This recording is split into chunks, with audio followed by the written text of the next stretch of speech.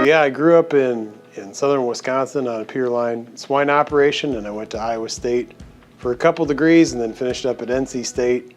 And then I was getting done around the time of the recession in 2008, 2009, and I almost had to go to the middle of nowhere, Idaho, and study sheep for 2 years.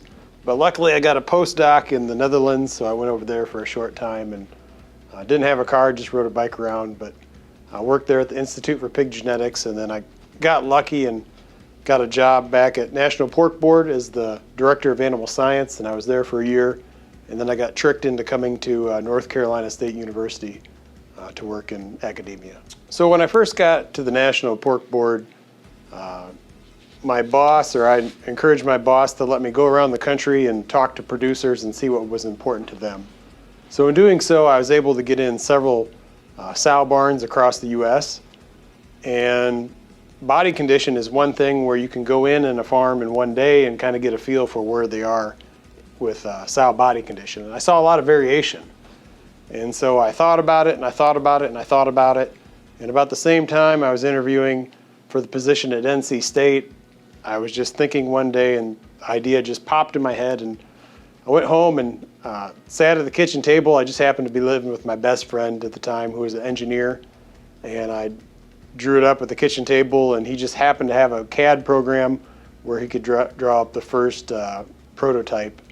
And then when I got to NC State that fall, I got lucky and I came across Dr. Dustin Kendall at Prestige, and he was kind enough to arrange it so I could get in and develop the caliper on some sows there, because I didn't know where it needed to be located on the sow, and I didn't know how wide it needed to be. And so I had to figure those things out before we put together a final version. Well, the sow caliper is a really unique innovation that Dr. Knauer did. It was, he had been working in the pork industry and saw that sow body condition, sow longevity, sow lifetime performance, all these things were an issue.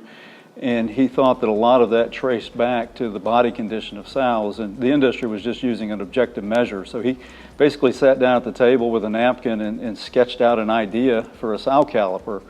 And then went out and worked with a group of engineers and producers to kind of refine and create and validate an objective measure for sow body condition.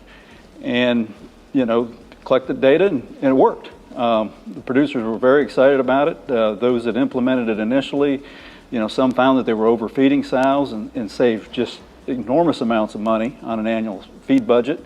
Others were underfeeding, and they were able to actually train the people on the farm to better identify the proper condition for a sow as she's doing her lifetime production.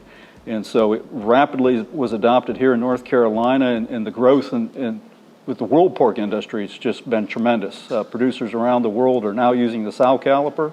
It's kind of the standard objective measure for sow condition, and it's become the standard measure for researchers that look in this area, because they want to see what sow condition does and happens over time, and they use this tool as well. It's an elegant, simple, very innovative innovation he's developed.